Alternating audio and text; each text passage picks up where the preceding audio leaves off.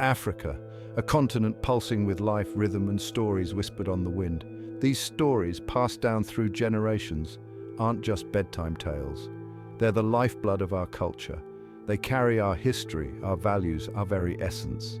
Imagine sitting around a crackling fire, the smoke spiraling into the vast African sky, a blanket of stars overhead. The elders speak. Their voices, rich with wisdom, weave tales of mythical creatures, wise fools, and ordinary people facing extraordinary challenges.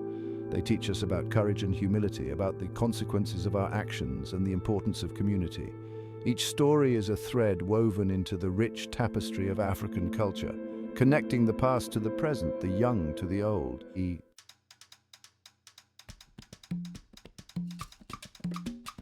Picture a small village bathed in the warm glow of the African sun. Huts with thatched roofs dot the landscape, surrounded by fields ripe for harvest. Laughter echoes through the air, mingling with the rhythmic beat of drums. Life in the village is simple, governed by the rhythms of nature and the wisdom of the elders. Children play together, their laughter as bright as the sunbeams dancing on the leaves. But in this idyllic setting, one child stands out. His name is Biega, and he's known throughout the village for one thing: his stubbornness.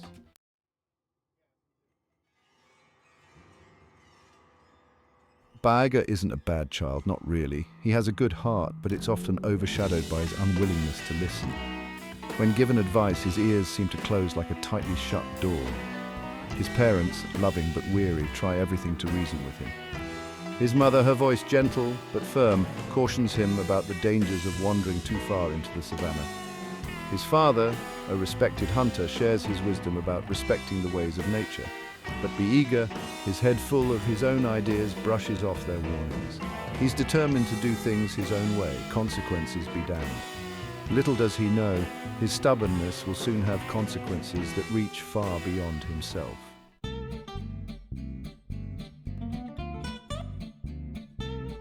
The sun, a giant orange orb, rises over the horizon, painting the sky with hues of pink and gold. The air, still cool from the night, carries the scent of damp earth and blooming acacia trees. Bird song fills the air, a symphony of chirps and trills that mark the beginning of a new day. The village, slowly waking from its slumber, stirs to life. Smoke begins to rise from the thatched roofs as women light fires to prepare the morning meal. Children, their laughter echoing through the narrow pathways, chase each other between the huts, their voices as bright and cheerful as the sunrise itself.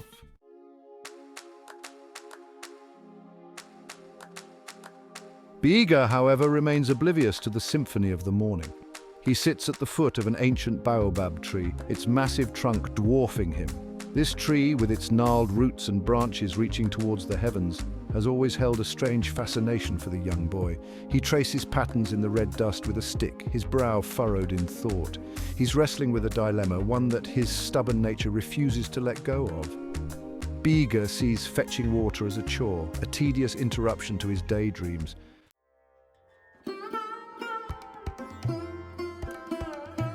Life in the village, like the steady beat of a drum, revolves around cooperation and shared responsibility. Everyone has a role to play, from the youngest child to the oldest elder. Children, as they grow, are taught the importance of contributing to the community. Fetching water, gathering firewood, helping with the harvest, these are not just chores, but threads that bind them to their families and their heritage. This sense of community, of shared purpose, is what makes the village strong. But Biega, trapped in his own stubbornness, struggles to grasp the importance of these traditions.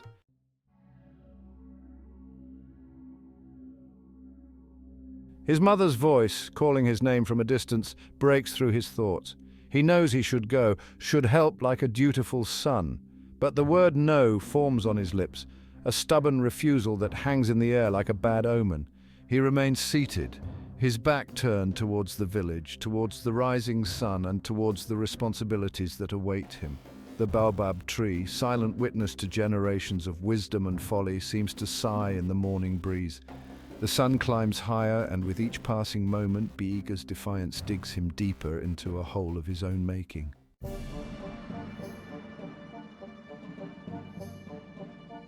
Days melt into one another, each sunrise a testament to Biega's stubborn nature. His parents, their patience wearing thin, continue to urge him towards responsibility. Biga, his father would say, the forest is no place for a child alone. Danger lurks in its shadows, but Biga, his heart pounding with a desire for adventure, hears only a challenge in his father's words. The forest, a sprawling expanse of ancient trees and tangled undergrowth, borders their village. To Biga, it's a forbidden fruit, its darkness beckoning him with promises of excitement and discovery.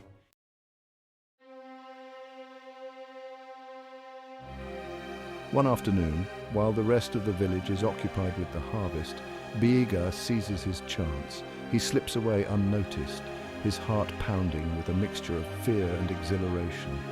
He reaches the banks of the great river that snakes through the savannah, its waters teeming with life.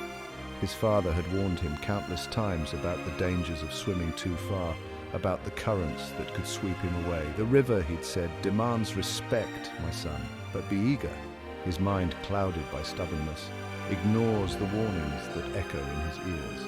He wades into the cool water, the current tugging at his legs like playful hands. He ventures deeper, the water reaching his chest, then his neck.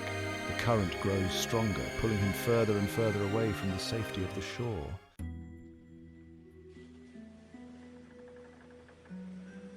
Panic claws at Biga's throat. He cries out for help, but his voice is swallowed by the roar of the water. Just when he feels like he's going under, his hand grasps a sturdy branch hanging over the water. With the last of his strength, he pulls himself onto the riverbank, coughing and gasping for air. Shaking and exhausted, he realizes the error of his ways. His father's words ring true. He had underestimated the river's power, and it had nearly cost him his life. As he sits there regaining his strength, he notices a beehive high up in the branches of a nearby tree. It's a honeycomb dripping with golden honey, a tempting treat for any child, but the lure of the sweet honey proves too strong.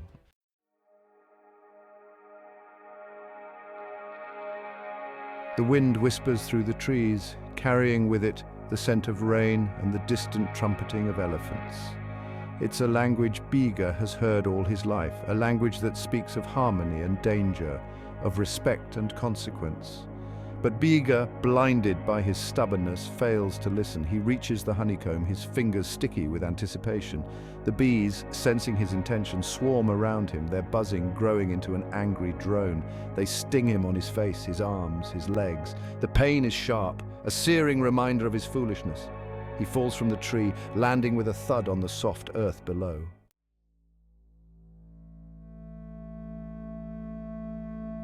The sun begins its descent, casting long shadows across the savannah. The villagers, laden with the day's harvest, return home, their faces etched with fatigue but content with their efforts. The familiar rhythm of life, however, is shattered by an unsettling silence. Biga is nowhere to be found. His mother, her heart heavy with a premonition, calls out his name. Her voice, usually filled with laughter, trembles with fear. The villagers, their faces etched with concern, gather around her. Whispers, like the rustling of dry leaves in the wind, spread through the crowd.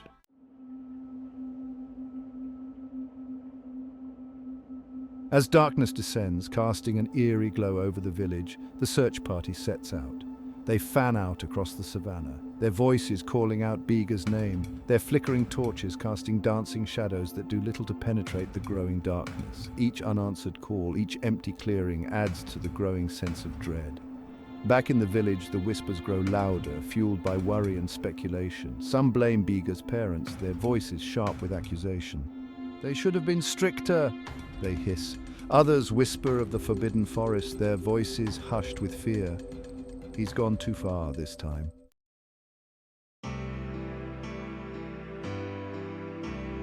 The elders, their faces etched with worry, convene under the ancient baobab tree, its branches casting long shadows in the moonlight. The flickering light of a nearby fire illuminates their faces, revealing a mixture of concern and resolve. They have seen much in their lifetimes, witnessed the ebb and flow of joy and sorrow, the consequences of both wisdom and folly. Biga's disappearance, a threat to the delicate balance of their community, weighs heavily on their hearts. They speak in low tones, their voices carrying the weight of generations past. They know that Biga's stubbornness is not just his burden to bear, but a reflection of the community's responsibility to guide him.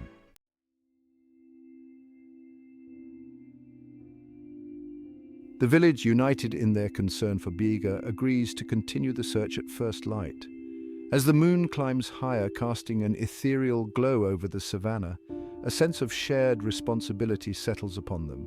They realize that Biga's well-being is not just the concern of his parents, but a thread woven into the very fabric of their community.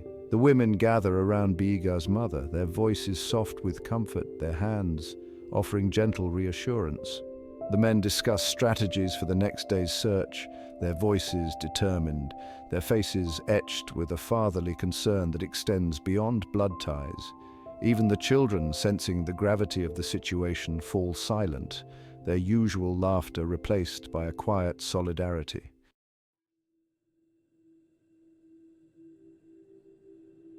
The first rays of dawn, like golden fingers reaching across the savannah, herald a new day. The search party, weary but resolute, resumes their search for Biga. They spread out, their voices hoarse from calling his name throughout the night, their eyes scanning every bush, every cluster of trees. Finally, as the sun climbs higher, casting long shadows across the savannah, a cry rings out. They find Biga near the riverbank, slumped against the base of a giant baobab tree, its branches reaching towards the heavens like protective arms. He's covered in bee stings, his face swollen, his clothes torn, a picture of misery and exhaustion. His eyes, however, still hold a spark of defiance.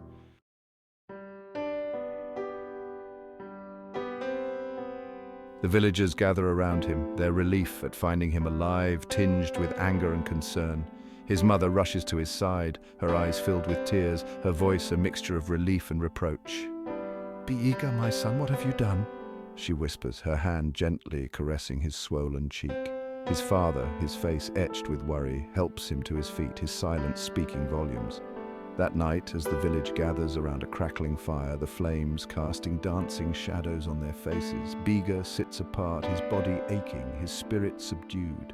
He listens as the elders speak, their voices filled with a wisdom that seems to resonate deeper than ever before. The air, usually filled with laughter and music, is thick with a silence that speaks louder than words.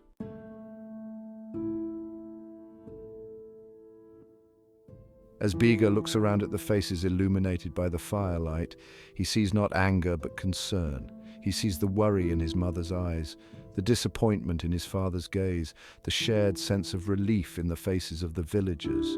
For the first time, he begins to understand the impact of his actions, the ripple effect of his stubbornness.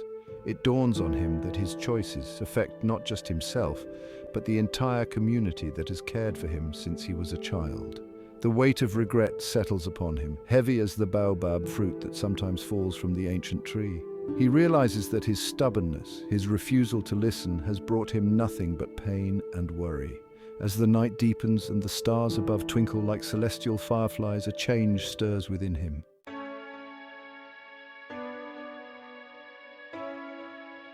The next morning, Biga wakes with the rising sun, its rays painting the sky with hues of orange and gold. The village is already bustling with activity, the rhythm of life resuming its familiar beat. But something feels different.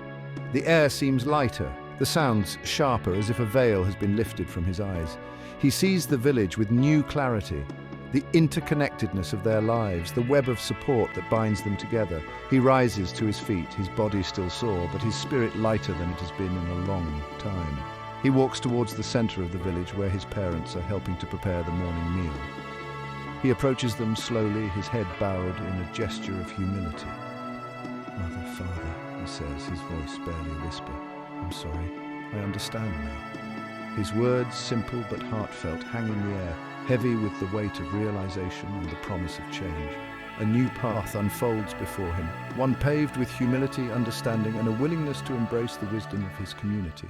The story of Biga ends not with a grand celebration, but with a quiet understanding. Like the rustling leaves of the baobab tree whispering wisdom on the wind, the tale of the stubborn child echoes through generations. It reminds us that true growth often comes from acknowledging our mistakes and choosing a different path. Biga's transformation, though born of hardship, is a testament to the enduring power of community and the potential for change that resides within us all. The tale of Biga, the once stubborn child, lives on, not as a cautionary tale, but as a beacon of hope.